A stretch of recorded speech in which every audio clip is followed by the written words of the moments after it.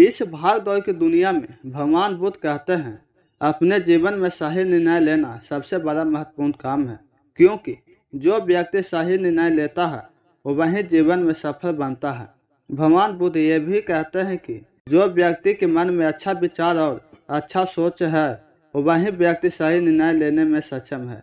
जीवन में ज़्यादातर स्थितियाँ ऐसी आता है जिसमें हमारे पास दो विकल्प होते हैं, पर समस्या की बात यह है कि हम समझ नहीं पाते हमें चुनना क्या है, क्या हमारे लिए सही है और क्या हमारे लिए गलत है।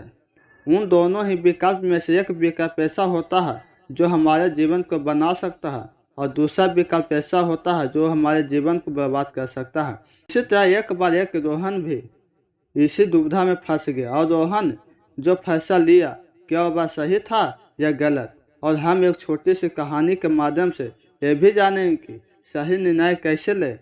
एक बार गौतम बुद्ध एक गांव में लोगों के सामने कुछ प्रवचन दे रहे थे। सभी गांव वाले बुद्ध की बातें ध्यान से सुन रहे थे। उन गांव वाले लोगों में एक व्यक्ति दूसरे गांव के भी था जिसका नाम रोहन था, जो बुद्ध की बातें सुन रहा था। भगवान बुद्ध की बात पूरा होने के बाद उस गांव के लोग वहां से उठकर जाने लगे थे और दूसरे गांव के व्यक्ति दौड़ कर बुद्ध के सामने आता है और बुद्ध को रोक लेता है और बुद्ध से हाथ जोड़कर विनती करता है कि हे बुद्ध, कृपा करके एक बार हमारे गांव में आए। रोहन की बात सुनकर बुद्ध रोहन से कहते हैं, क्षमा करें, पर हम कुछ दिन पहले ही तुम्हारे गांव में आए थे। पर रोहन नहीं माना। वह बुद्ध के चरणों में ले जाता है और बुद्ध से विनती करता है कि हे बुद्ध, कृपा करके एक बार और हमारे गांव पधारे। बुद्ध रोहन से कहते हैं कि हम तो तुम्हारे गांव में बस आएंगे, तुम चिंता मत करो। बुद्ध रोहन से ये कह के वहां से चले जाते हैं। अगले दिन सुबह ही बुद्ध उनके कुछ शिष्य उस गांव के लिए प्रस्थान करते हैं। कुछ देर में ही बुद्ध और उनके शिष्य वो गांव में पहुंच जाते हैं। बुद्ध को देखते ही सभी गांव वाले की भीड़ लग जाती है। गांव के सभी लोग बुद्ध के पास आते हैं और बुद्ध के सामने बैठ जाते हैं। लोगों के मन में जो भी प्रश्न आता वह सभी गांव वाले भगवान बुद्ध से पूछते हैं और बुद्ध उनकी सभी प्रश्नों को उत्तर देते हैं। गांव के सभी लोग बुद्ध के पास आ जाते हैं, लेकिन वह रोहन बुद्ध के पास नहीं आता। रोहन बुद्ध के पास इससे नहीं आ पा रहा था क्योंकि आज सुबह सुबह ही उसके दो बैल खो गए हैं, जो रोहन की रोजी रोटी के साधन था, जिससे वह अपने परिवार का भरण पोषण करता था। रोहन घर में चिंता बैठा हुआ है और सोच रहा है कि वह बैलों को ढूंढने जाए या फिर बुद्ध के पास जाए। रोहन पूरी तरह से दुविधा में फंस जाता है। उसके पास दो विकल्प होते हैं। पहला विकल्प तो यह है कि वह बुद्ध के पास जाए और उनकी बातों को सुने, क्योंकि बुद्ध को उन्होंने ही आमंत्रण किया है।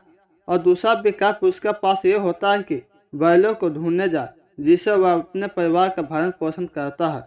रोहन बहुत सोचने के बाद एक विकल्प चुनता है। आपको क्या लगता है कि उसने क्या चुनना चाहिए? कमेंट में जरूर लिखें। रोहन फैसला लेता है कि वह बैल ढूंढने जाएगा और वह यह निर्णय लेने के बाद तुरंत जंगल में अपने बैलों को ढूंढने निकल जाता है। भगवान बुद्ध और उनके सभी भिक्षु रोहन के इंतजार कर रहे थे। बहुत देर इंतजार करने के बाद बुद्ध और उनके भिक्षु उस गांव से वापस चले जाते हैं। रोहन बड़ी मेहनत के बाद वह दोनों बैल को ढूंढ लाता है। उसे खुशी तो होती है क्योंकि उसके बैल मिल गए, और उसे दुख इस बात की है कि उन्हें ही तो बुद्ध को अपने गांव में बुलाया था, वह ही बुद्ध से मिलने नहीं गया।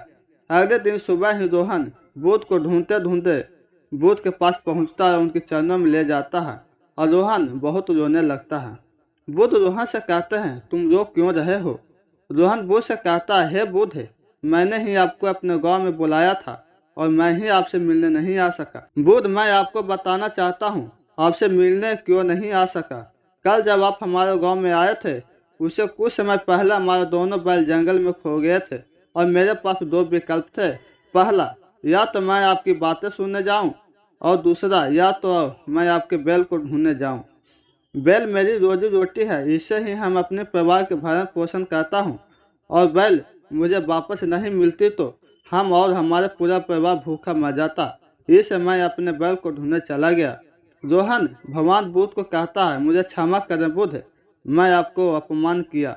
बुद्ध रोहन की बात सुनकर मुस्कुराते हैं और उसे अपने गले लगा लेते हैं और उस व्यक्ति से कहते हैं, और अगर उस समय मुझसे पूछते कि तुम्हें क्या चुनना चाहिए, तो तुम्हें भी वही कहता जो तुमने किया, क्योंकि अगर तुम बैलों को ढूंढने के बजाय मेरी बात सुनने आते तो तुम मेरा एक भी शब्द नहीं सुन पाते, क्योंकि तुम अपने बैलों के ही बारे में सोचते।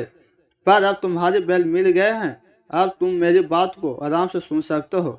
भूत कहते हैं, मैं बहुत खुश हूँ इस बात से को जानकर कि तुमने अपने कर्म को चुना है।